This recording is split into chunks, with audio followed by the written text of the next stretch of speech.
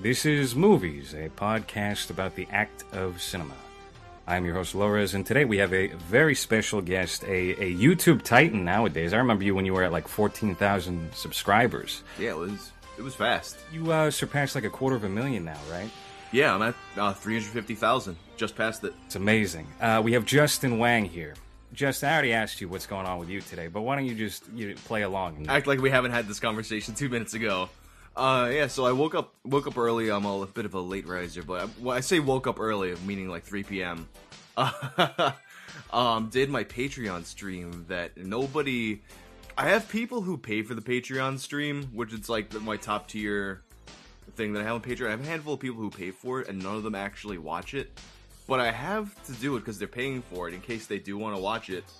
So every month it winds up being like the most awkward piece of content I produce every single month because I'm doing a stream by myself trying to figure out things to talk about. do you interact with the people as you're doing the stream? So is it just like you and 3 other people? There's no one to interact with because they don't watch it. They pay for it, they don't watch it. But I do that with things too, so I understand. Today though, the movie we're going to talk about today, I wound up during this stream. I was going to talk about the trailer to it, Riki-Oh, and I noticed a thing pop up that it's copyrighted material just to watch the trailer, which is weird to me because the entire movie is available to watch for free on YouTube. So what is the deal with the trailer? Because I didn't watch the trailer. I just hopped right into it. Here's what I did. Here was my preparation for this episode. I didn't even read. I skimmed the Wikipedia page, and I looked at Rotten Tomatoes. And I was like, oh, okay, it's at 89%. So this is like a serious movie. This is a real movie. This isn't schlocky. This is going to be like a real cool film. Okay, great. Yeah. And then I turned it on, and it was pure insanity. I'm actually hearing that. I'm really surprised it has such a high score on Rotten Tomatoes. I mean, I don't really know the culture of ratings on Rotten Tomatoes. But I feel like a movie that, like, I guess I'm more used to, like, what people think on IMDb, and I can't imagine it has, like, above a 3 on IMDb. Let's put that to the test right now. Let's see. Riki-Oh has... Yeah, it had 89%, so I didn't even assume it was, like... User reviews, I'm assuming. No. I think it was critical. Wow. 7.1. Oh. On IMDb, we have a 7.1 rating of 11,000 votes. Damn, that's really surprising. Yeah. I mean, it's like... A lot of times I recommend it when people are looking for like a quote unquote bad movie to watch, but I unironically like shit like that. Like I would pick watching Riki-Oh any day over watching like Avengers Endgame or some shit like that. You know, when you initially suggested this movie, it's like, okay, it was made before the year 2005. It's Asian, it's got kung fu. This is going to be like an intentionally so bad it's good kind of movie. But then I look at the ratings, and I didn't really read much else, so I'm like, okay, it's actually a real movie. It's a serious movie. Okay, cool. I go and I sit down, and within like the first 5 minutes, my notions of what to expect dramatically altered.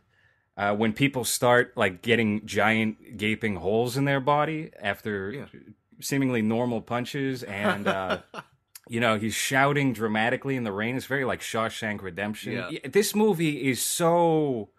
See, I don't agree necessarily with your saying that this is a bad movie. I think it's a good movie disguised as a bad movie. Okay, because explain. There's so much... There's a lot of careful thought that I think was put into this movie to make it so animated. And this is... You know, you watch the movie, and it doesn't feel like a traditional film in many regards. It feels like an homage to cinema, but it's more within like the design of either a video game or like a cartoon show, like a Saturday morning animated G.I. Joe or something like that. It is a manga adaptation. Yeah. So I looked that up afterward, and it made a little bit more sense. But there's so much of this movie that draws from other mediums in terms of its structure that... And see, the guy who made this movie had to be an expert at like one or two things, but maybe not filmmaking itself. Because the special effects are really pretty good for practical level.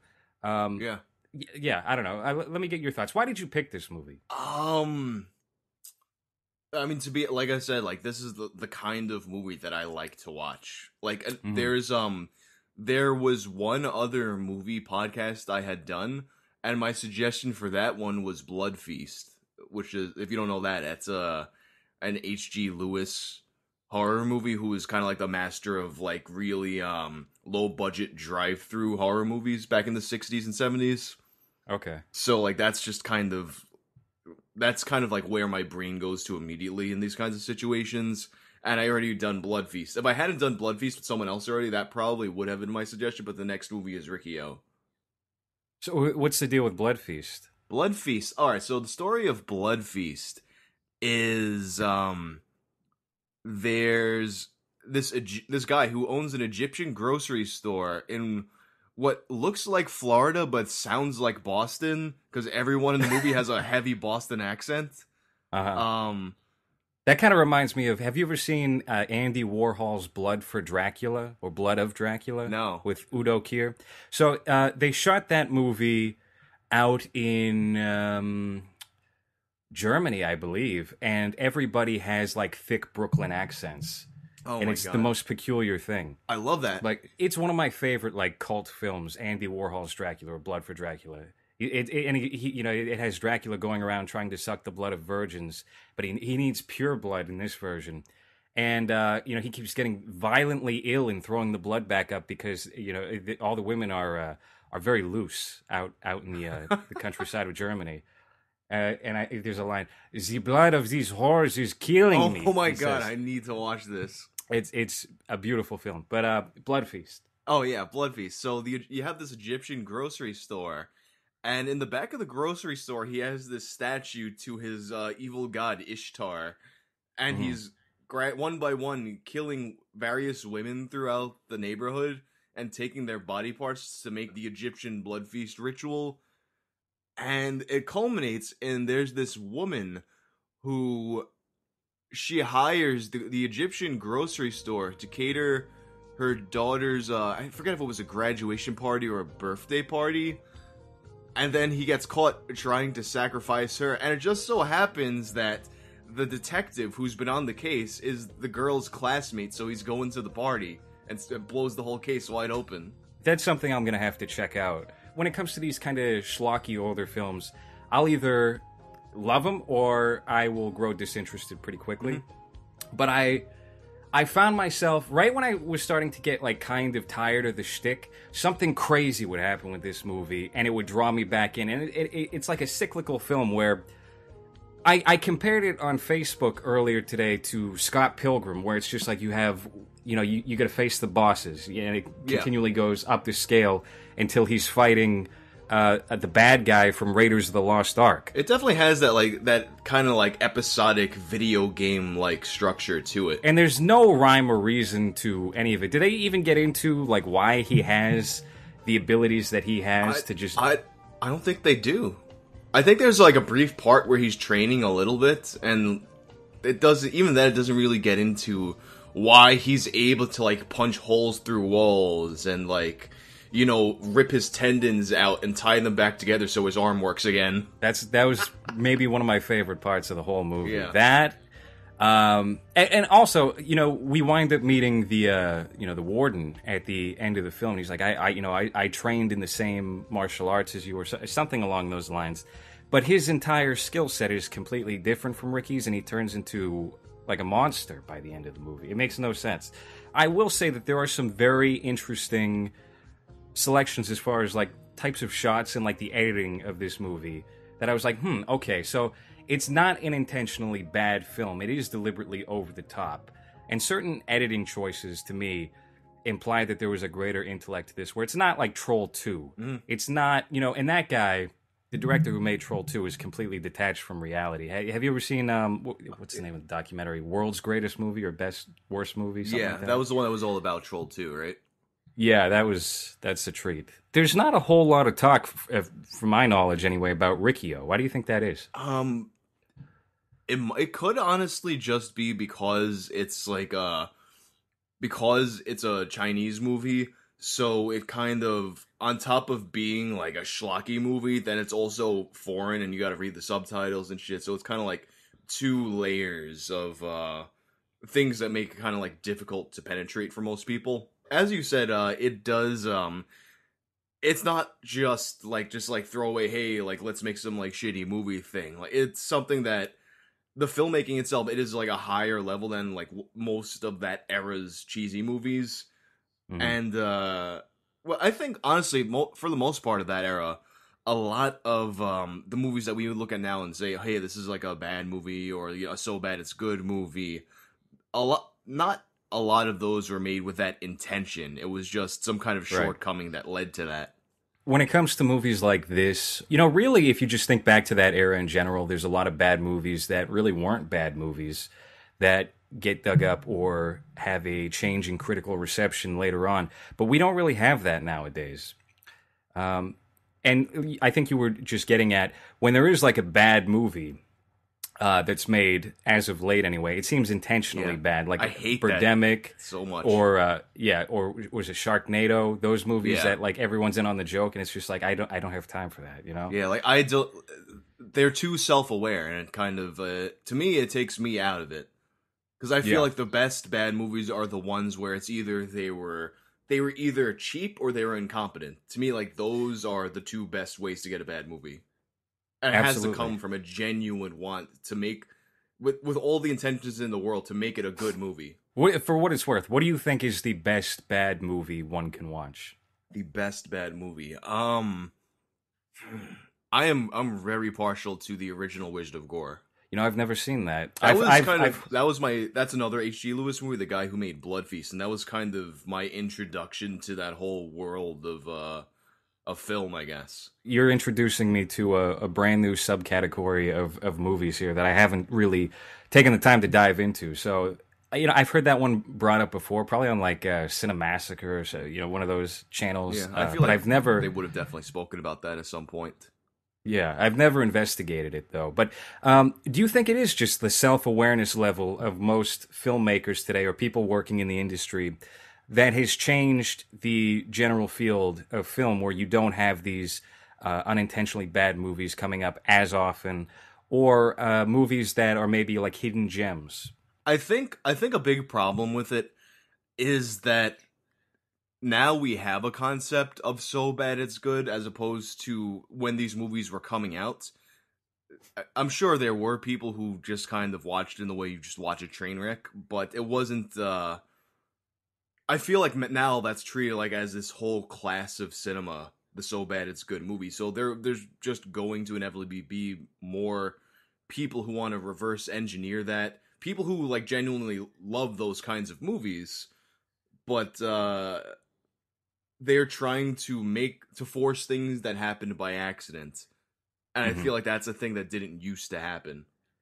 Do you think that The Room is responsible for that? Do you think that was the tipping point? Maybe it definitely had a big role in bringing that kind of movie to the mainstream and showing a lot of people that this kind of movie can be enjoyed. Because I don't think a lot of people have the taste for a movie that is unintentionally bad without that. And obviously, it's probably been the most publicized of all of these films. With James Franco going on to make The Disaster Artist, and that getting all kinds of nominations, though falling short at the Oscars. But we got to get back to Riki-Oh here.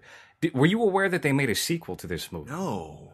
Yeah. So apparently there was a sequel that had came out, and I could be wrong about this, but it was crowdfunded No shit. back in 2006, 7, 8, 9. I don't know.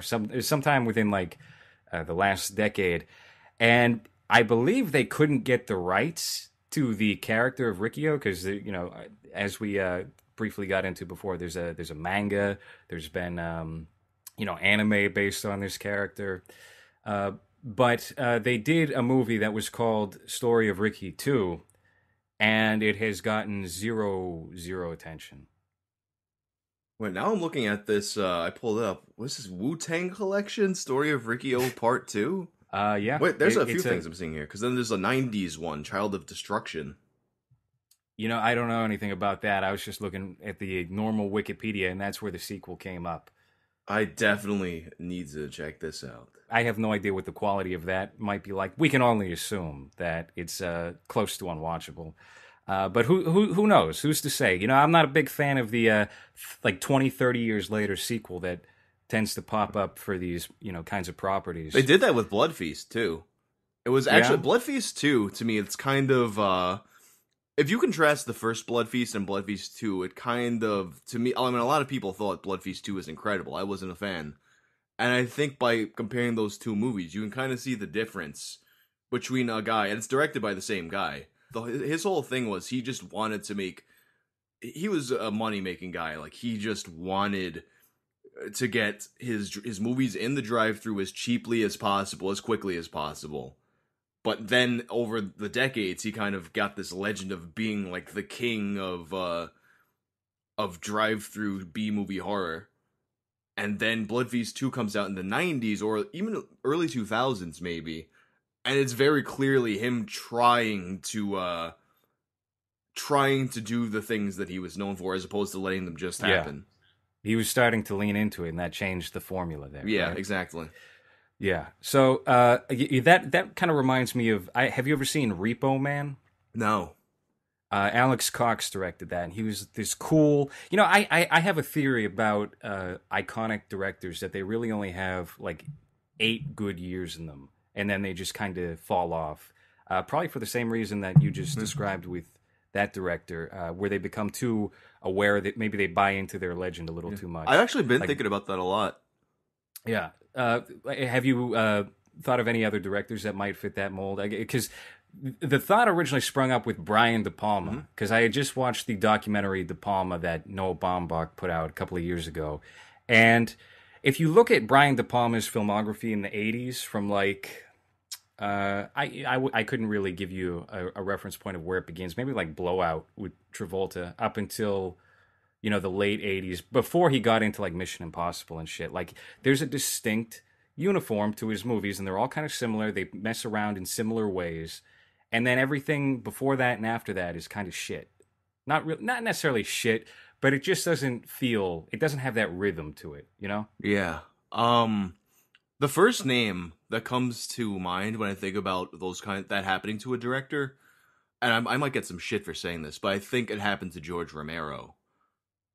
Because our first 3 Dead movies, Night of the Living Dead, Dawn of the Dead, Day of the Dead. Fuck, a lot of people didn't like Day of the Dead back in the day. That's my favorite one. Yeah, I love that one, and I remember I had so many friends who hated that movie, and I got them to watch it again, and they liked it upon their second viewing. But those first 3 to me, they were fantastic movies, and the thing about them was that they always had like some degree of social commentary baked into them. But then I feel like people start to talk about that aspect of the movies more and more. And then by the time Land of the Dead comes out, you can tell that he's become very aware that people care about that in his movies. And I think throughout his later movies, his social commentary becomes a lot more ham-fisted. And it kind of like I enjoyed Land of the Dead, but I feel like that was kind of like the beginning of the decline. And that's interesting, too, because I think I recall reading there was an anthology of short stories that was based off of Night of the Living Dead, because that's public domain and people will use that for anything. There's so many different like movie series as well we could talk about that have spawned from that. But there was an anthology of short stories, and they got George Romero to put his name on it as editor. And he was talking about his intentions when he was making Night of the Living Dead. I could be mucking this up, but I believe he said he didn't really have like a political idea in mind when it came to that first movie, even though he was casting what was his name, Dwayne I was going to call him Dwayne Reed. No, he didn't do anything else. Anyway, he didn't have it like a set idea in mind to make that a political statement or what have you. I think I remember hearing it might have been in one of like I used to watch all the fucking DVD extras and shit like that, and I feel like I heard him say something to the effect of that like a lot of people think that he was cast to be the lead good guy as a social message, because it was unusual to cast a black guy like in a role like that at the time, but he just said like he cast him because he was the best guy for the role. It wasn't intended to be a message or anything. Yeah, and people projected that, and Obviously we have more social commentary baked into each of the films. What did you think of Land of the Dead? Do you think that was really the big fall off point? Because a lot of people will cite was it Diary of the Dead? Diary of the Dead was awful. It was atrocious. Yeah. It was one of the worst films that a competent director has made, in my opinion. Yeah. And I saw that in theaters when it came out. Boy, what a disappointment. Land of the Dead, though, is really a turning point as far as that goes. Like I said, like I could tell it was like the beginning of him kind of veering off in that direction, but I still enjoyed it. I don't know if when I think about these movies, I don't really consider Land part of that. Not that it's not part of the series, but I still have those original three. So, like, yeah, kind of like the Star Wars trilogy, I guess, would be the equivalent for some people. But I don't think that Land of the Dead would be as good of a movie if there weren't talented actors involved, and I think you can see that with Diary of the Dead, and then the movie that everyone forgets about. I don't even know the title of it. The third one that ends that second trilogy. Yeah, I remember there being a third one, and I can't remember what it's called either. Yeah, I know it had something to do with like farmers, and I don't know. They were out in the field. That's about it. So that's all I know about that. Interesting thing too, like thinking about how he kind of went off into a more social commentary, being more conscious about it. I think back to Dawn of the Dead. The interesting thing about Dawn of the Dead, like obviously it's like a critique. There's like a critique of consumerism in there with the mall and stuff. But when it was made, malls weren't as common as they are. Right. Like the idea of a mall was a relatively new idea, and you just kind of saw that. I guess the culture of the mall becoming what it did become before it actually got there.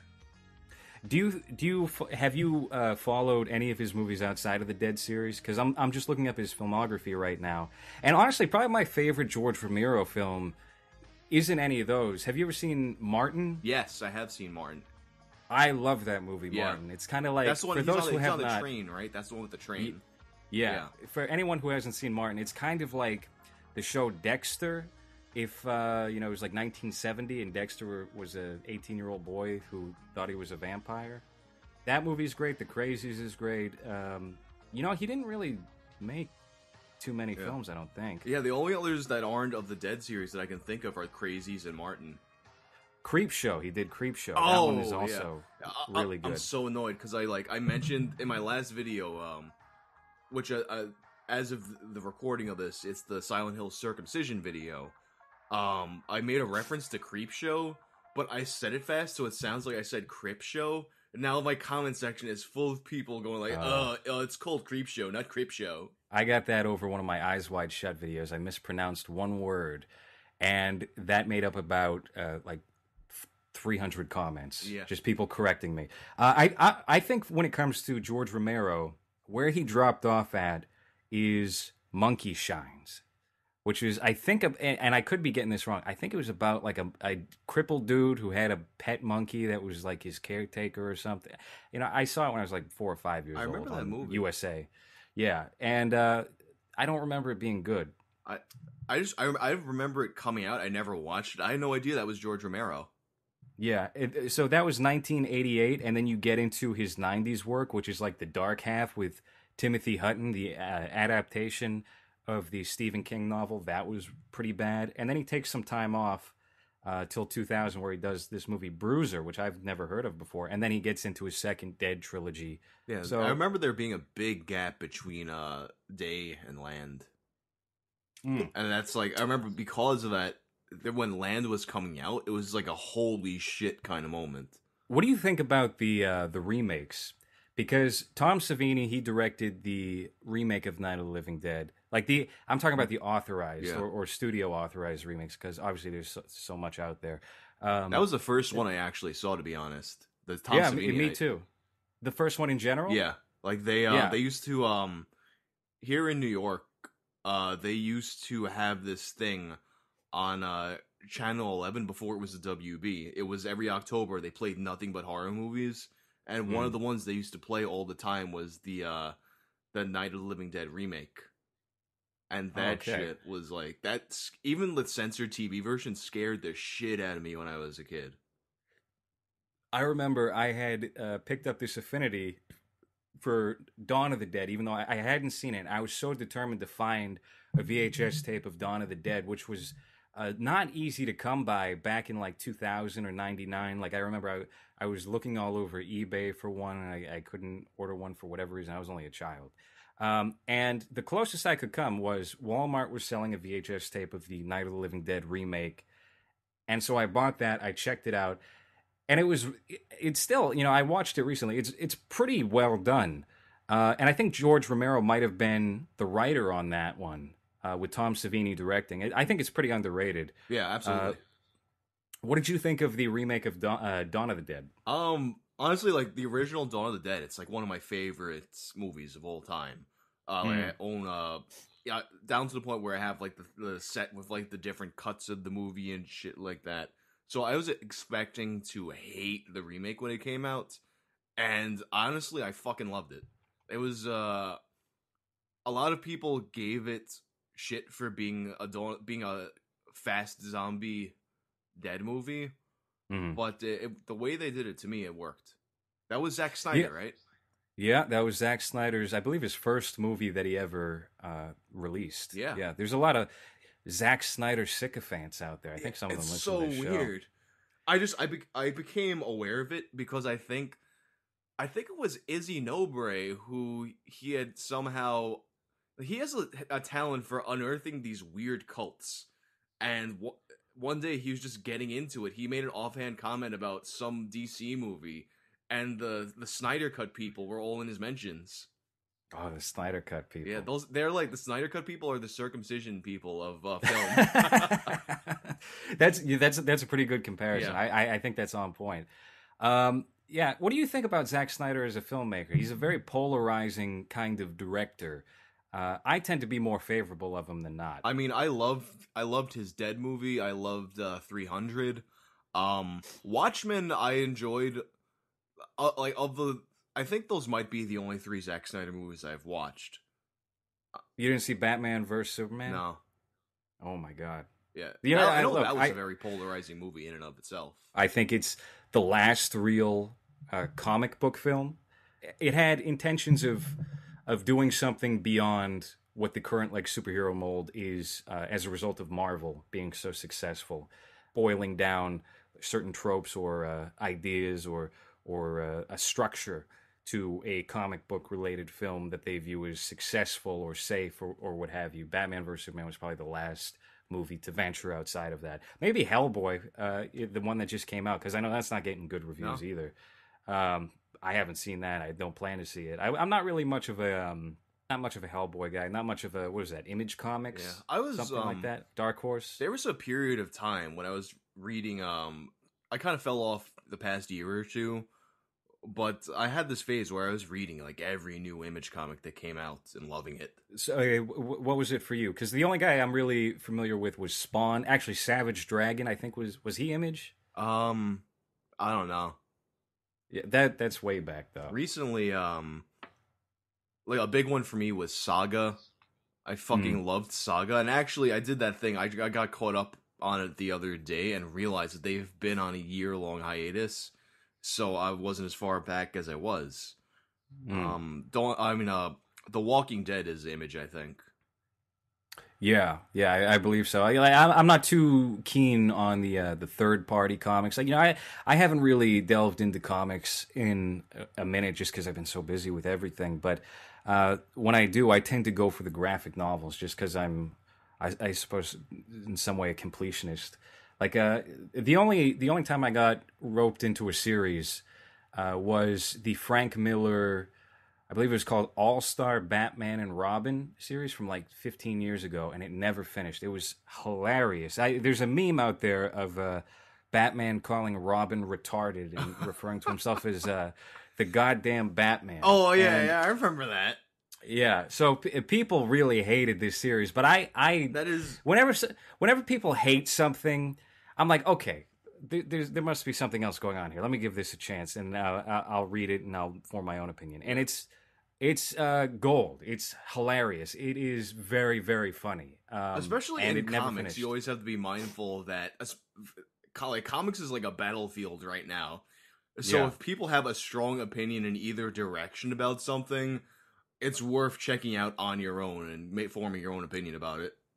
Yeah, generally speaking, too. I'm making a generalization here, but I don't really trust the opinions of people who read comic books. I find them to be off more often than not. And I used to frequent like the forums back in the day for like the comic book adaptations and whatnot, and they would always like have like these fan casting threads, like who do you want to see play Bane?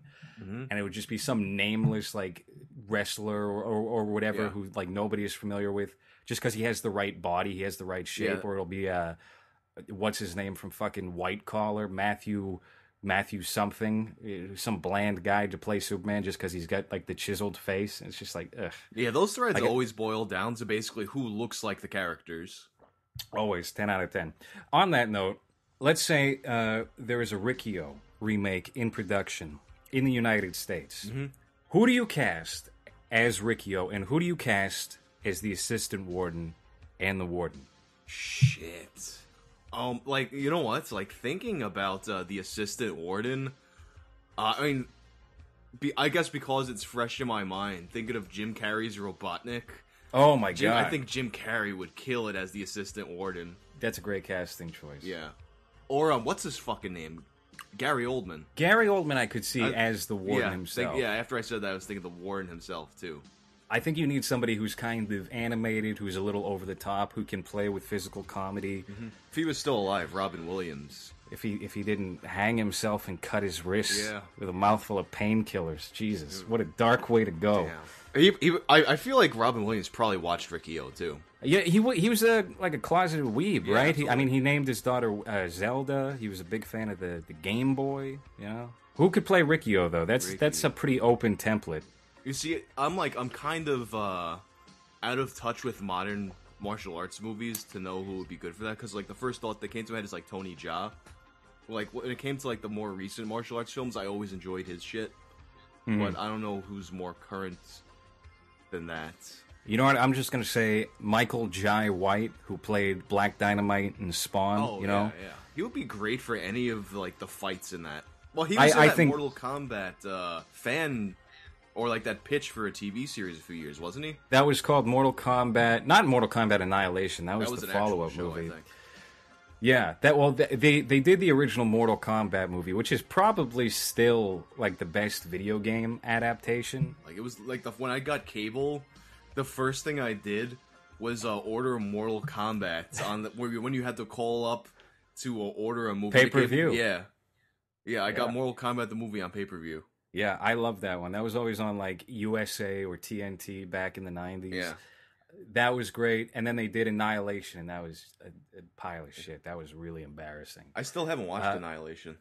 Don't. It's a real big waste of time. And they had the TV show, which you brought up, that had like Christopher Lambert or somebody. Yeah, no, Christopher Lambert was in the actual movie. They used to play that after, I think after Monday Nitro, and it had, there were a couple named people in that show, but I don't remember who they were. And then they got into it was a fan film / TV pitch that had Michael Jai White and a couple of other people in it that got turned into like a web series, and then they compiled the web series into like a movie that was 50 minutes long or something, and then they put that out on Blu-ray, and the name of that is escaping me at the moment. Wait, was that what became of the Michael Jai White thing? Yeah, okay. Yeah. So that's a weird, rare instance where somebody made like a fan adaptation, and then it wound up getting the guy a job, and they actually executed the whole thing. I don't think that's ever worked otherwise. I know that they've done it kind of in reverse with the... are you familiar with Ari Shankar? Ari Shankar, no. He's a producer, but he has like this series on YouTube, I think it is, called like the Bootleg Universe, where they'll get like really high-profile actors to play certain characters. I know they did like a dark, gritty Power Rangers I think I saw that. Yeah, I remember that. Yeah, so they did one of those with like Thomas Jane and the Punisher to try and like, I guess, campaign for him to get the role when Netflix and Marvel were considering doing a series. So stuff like that, and that hasn't really had much of an effect one way or the other in terms of getting those projects off the ground or giving studio heads ideas because everybody's playing it very safe right now. Yeah. But Riki-Oh, what can be said about Riki-Oh that has not been said yet? Which is, I think we've spent maybe 15 minutes of this podcast talking about that we movie. keep on going off into the weeds. Yeah. So, is there anything particularly striking about Riki-Oh that you think is maybe under-discussed? See, the thing about Riki-Oh, it's like the topics that it always winds up going to is like just like the over-the-top violence and how that is. Actually, like one tangent that I did go off into when thinking about this movie recently. There's all right. So in Riki-Oh, there's these 4 super like basically like the boss fights for Riki-Oh that are like the inner circle of the warden. One of them is like gender fluid, and by the way, that's what I was about to talk about. Yeah, I got stuck with the dubbed version, not the subtitles, which was very disappointing. It didn't help, enforce like the realism or what have you of the film. It was very goofy, very silly. But they gave this like gender fluid character a male voice, and then I looked it up, and it was a woman. So... Yeah, I only recently realized too that was a woman. I like for years I just thought that was like an effeminate dude.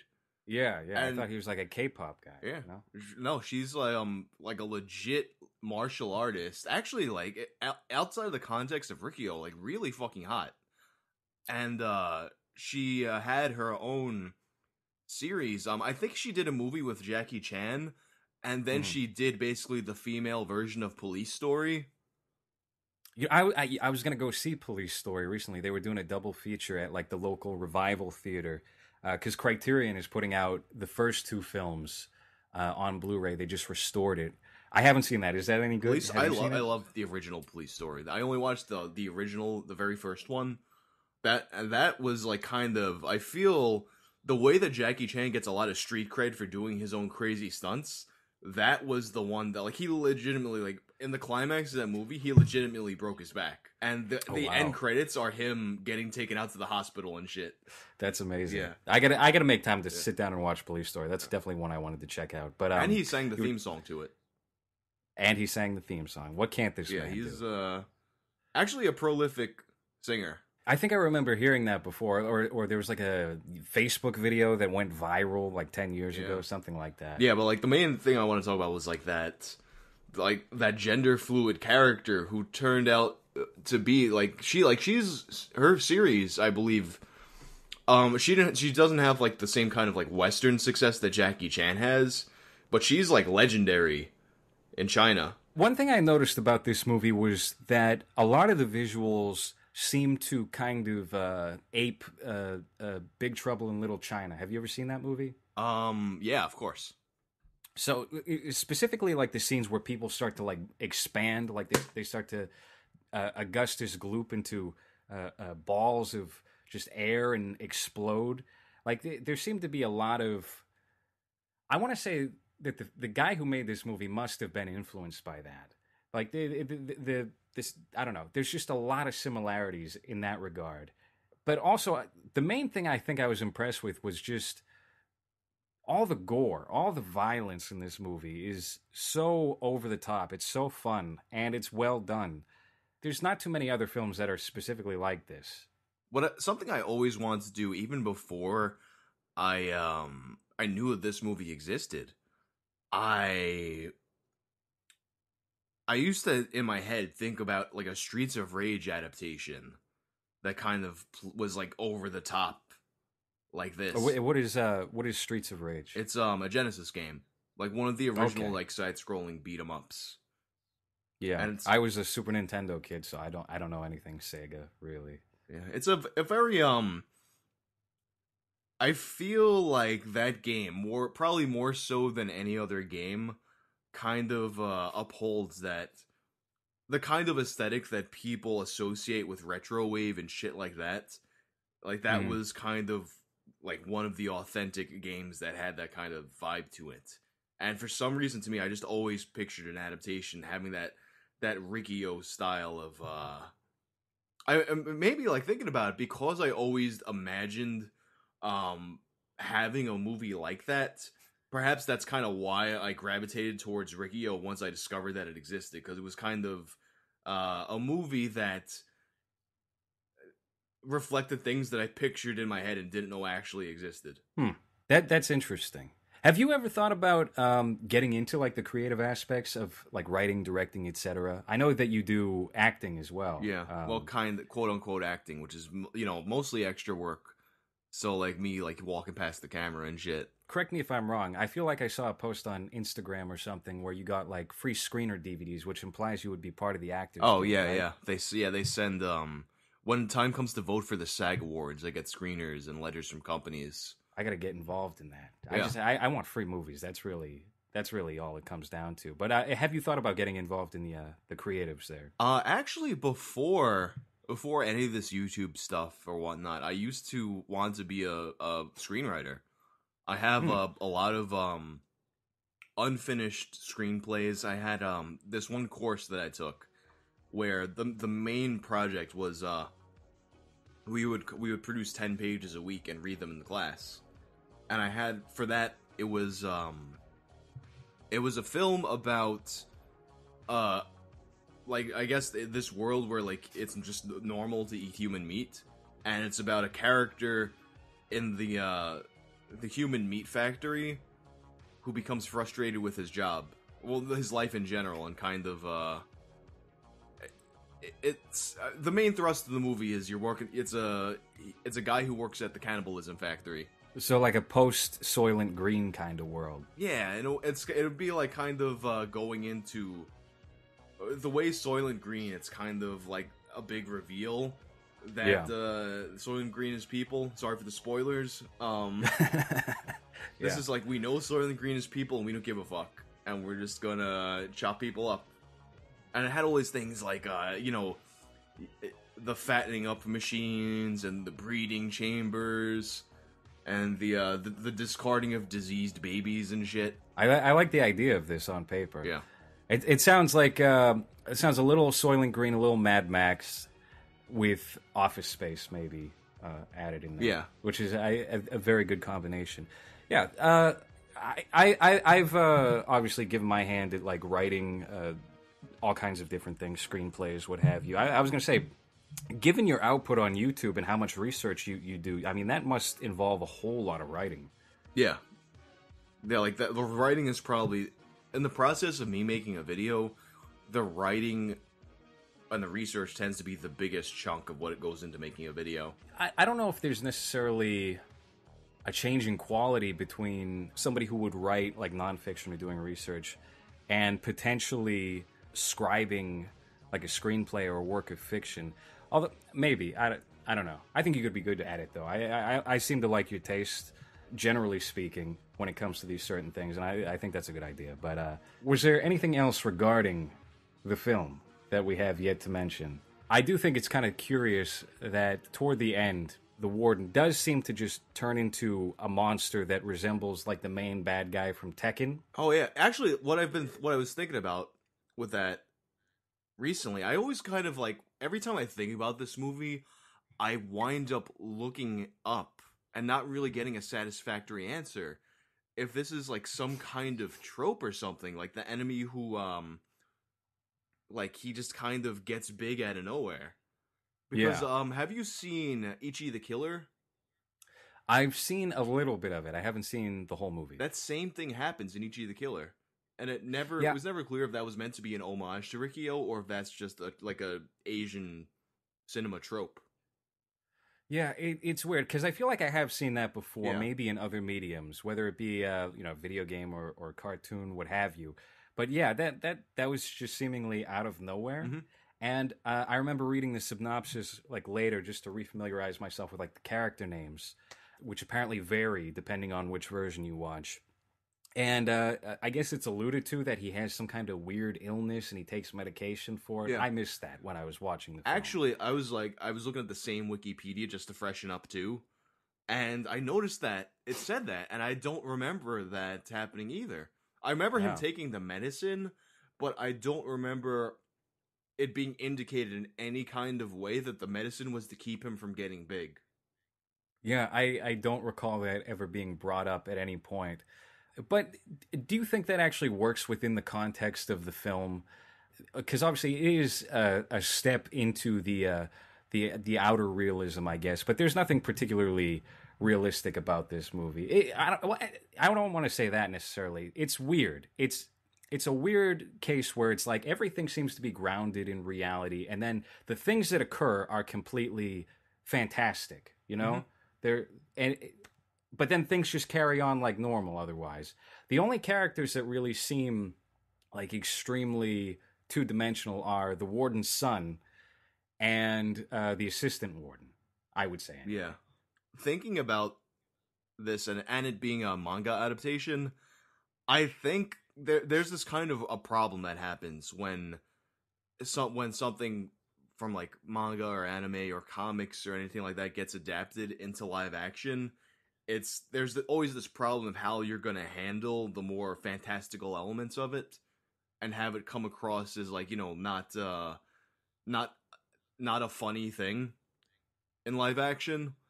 And I think the way Riki-Oh addressed it was a lot different than like say like how a Marvel movie might address it or things like that. And they just like they let the rest of the movie be grounded in reality except for the special abilities and shit like that. Typically, I think they'll just try to embrace that aspect as a whole and make it uniform, I guess. Yeah. Which is why it's so like black and white. And you see Riki-Oh, his girlfriend dies tragically from like some what were they, mafia guys? Yeah, it was like a drug cartel or some shit. Like a drug cartel. And it's played like pretty serious. And then he goes and confronts the guy, and it wanders off again into that hyper reality that this film establishes through the violence. And then it brings you back to the prison, of course, and everything's over the top and crazy. What would you say is your favorite kill or death in this movie? Favorite kill or death? I mean, the head popping is a fucking classic. But I think the one where like Ricky like punches into the guy's guts and pulls his guts out, I think that might be number one. Are you talking about where the guy tries to strangle Ricky? Oh, with yes, his intestines, yes, or yeah, the strangulation with the intestines, that whole business. That's great. It's a touching moment where the enemy and him have like this commonality. It's like no, don't do this, and brings him in close, only to rip out his intestines, wrap it around his throat, and try to kill him that way. It's so fucking great. That's when I determined that I really liked this movie. Yeah, was that scene.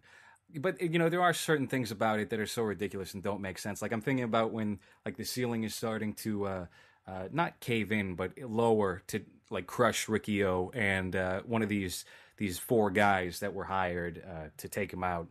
There comes a point where he just decides to jump through the bars and the bars break. Like at any point he could have done that.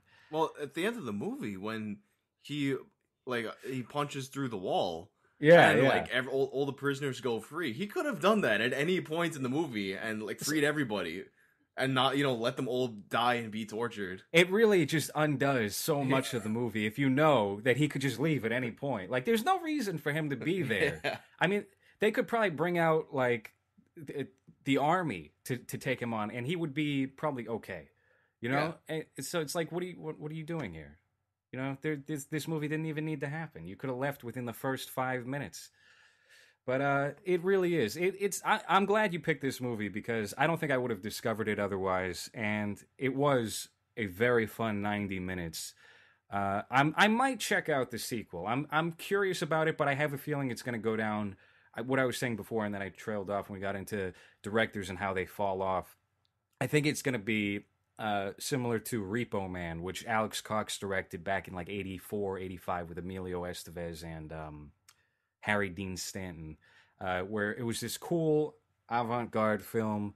The editing was really different at the time. It was very like quick, fast-paced, and a lot of the effects were strange and peculiar. And then Alex Cox went back to the well about 25 years later and did this movie. I think it was called Repo Chick. And it was literally just a model in front of a green screen for about 80 minutes, and it was unwatchable. It was terrible. I have a feeling that Riki-Oh 2 is probably going to be similar to that sequel to Repo Man, but I hope I'm wrong. I have the same feeling. I'm still going to check it out because it's fucking... a sequel to Riki-Oh is something I need to like there's no avoiding it. I gotta see it, but I know it's gonna be like very self-conscious. It has to be. I mean, I don't know. I think the same director and the same stars on board, so at least it has that going for it. But I mean, I don't know. I have the lowest of expectations for that. I will say, if it was like 2005, 2006, when do you think this movie really gained notoriety in the West? I remember first hearing about it. I want to say mid 2000s. Okay, I don't know then, if that's yeah. when it first became known, but it that was the time when you had Tokyo Shock putting out all the old like the more violent Asian movies, and there's basically like a whole shelf on Blockbuster dedicated to them. So it was probably around that time. So Yeah. it could go either way then. If it, I mean, it depends on what the reaction of this movie was like in China. This movie was made in Hong Kong, right? So, I mean, do you know anything about how it was received in its home country? I have no clue. I feel like it might have been received good because I think of other Chinese movies that are like that, or at least like go into that like weirder horror territory, and it's a lot of these people who are in them, and well, what comes to mind offhand is Ebola syndrome, because I'll talk about that movie, and people who are Chinese like know the actors in it, and they're very well regarded and shit like that. So I think, it might not be too different for Riki-Oh. Granted, there's several decades of time between Riki-Oh and Ebola syndrome, but I haven't heard of like a single movie you've brought up. Ebola today. syndrome is fantastic too. What is that about? All right, so Ebola syndrome, you've got this like really scummy cook from China.